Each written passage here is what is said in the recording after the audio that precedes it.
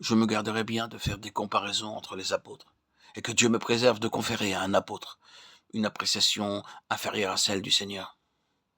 Mais je pense qu'il est tout à fait juste d'affirmer que Paul, plus que tout autre, était et reste l'interprète de Christ par excellence, et qu'en faisant de lui notre interprète attitré, c'est-à-dire celui qui nous initie plus profondément au mystère de Christ, nous soulignons fortement l'idée que Paul est le symbole et l'incarnation même de son discours. Après tout, ce n'est pas tant son discours, mais plutôt le personnage qui nous révèle Christ, d'une manière plus intense et plus approfondie. À ce propos, la vision sans cesse grandissante que Paul avait de Christ s'est fortement imposée à mon cœur ces derniers temps.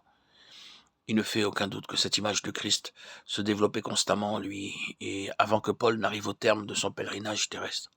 Aussi riche, aussi complet et profond fut-il, sa vision de Christ était telle qu'il ne pouvait faire autrement que de s'écrier, même au stade où il en était, que je le connaisse, lui. Philippiens 3, 10a.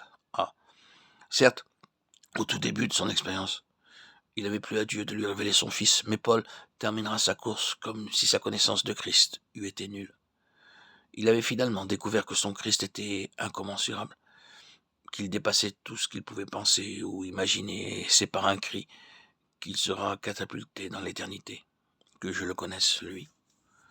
Je crois, sans vouloir faire de sentiment, que notre félicité éternelle, autrement dit, la nature même de notre éternité, consistera à explorer la personne de Christ.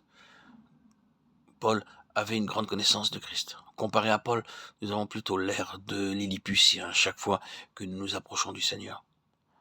La conception de Paul ne manquait pas d'ampleur, mais cela ne l'empêchera pas, en fin de parcours, de présenter à nouveau cette requête, que je le connaisse, lui.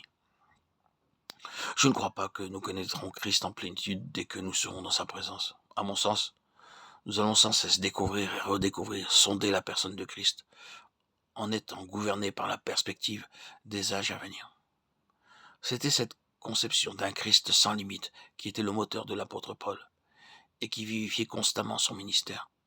À aucun moment, Paul n'a connu la stagnation. Il n'a jamais été question pour lui d'être parvenu au summum de la connaissance. C'est bien ce qu'il semble vouloir dire. Je ne sais encore rien, cependant je vois de manière obscure, mais bien réelle, par les yeux de l'esprit, un Christ si grand, si vaste, que j'essaie sans cesse de le saisir, de courir à sa suite.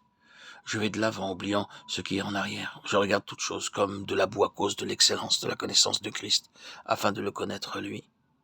Dans cette conception sans cesse grandissante de la personne de Christ, Paul s'éloigne considérablement de la position de docteur juif ou du juif type en général.